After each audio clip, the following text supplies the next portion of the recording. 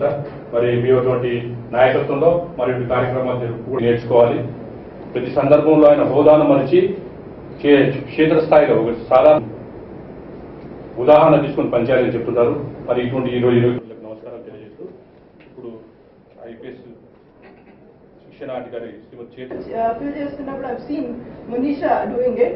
It's 50% women employees. So they will come to our police station and then they register them. Thank you.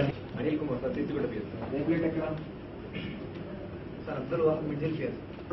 Koyikonda VPO ఏ police station లో పని చేస్తున్నారు. Village వీపీఓగా 9 years.